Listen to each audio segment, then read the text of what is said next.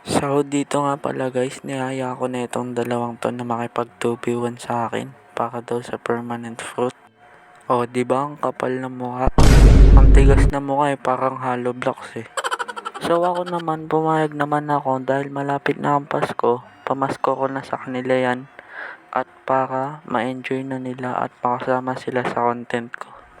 At kung di ka pa nakasubscribe sa aking channel, baka naman mag-join na rin pala kayo sa community ko. Ipopost ko na lang yung link sa comment section. At ayan na nga, wag na natin patagalin pa. Let's start! So ayan na nga, mag-start na sana yung laban dyan. Ngunit may nakita kami randog. Nakikiepal, hindi naman belong. Ang lakas ng libag niya eh. Ang lakas ng amoy. Akala niya ata'y kakaganda ng ekonomiya ng Pilipinas yan eh. At kung nakikita nyo, makikisali na din ako dahil isusubukan ko patay yan yung nakikiepal. Ayan, susugurin ko siya dyan. Tapos ko, meral ko. Pero di pa ako mamamatay siya sabay recall. O, di ba nakapag-recall ako panis? Hindi, kailangan ko makaganda dyan. Susugurin ko yan, hype na yan. I-enable ko muna yung PBB ko. Susugurin kita, kailangan ko makabawi. Kuya, di pa ako mamamatay dyan, malakas ako. Putay mo.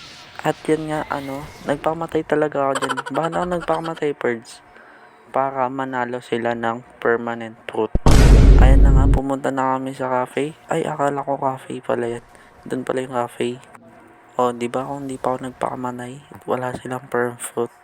At ayan na nga guys, ibibigay ko na sa kanila yung fruit.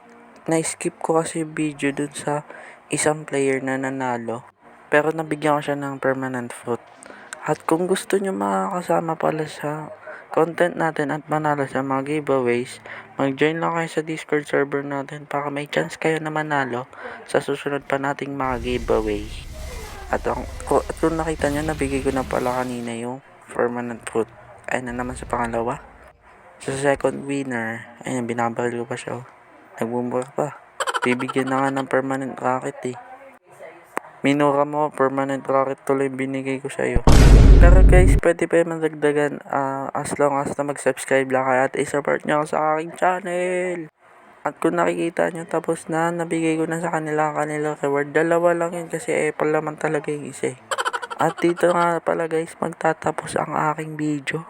At kung wala kayong nagustuhan sa ating video, mag-subscribe pa rin kayo.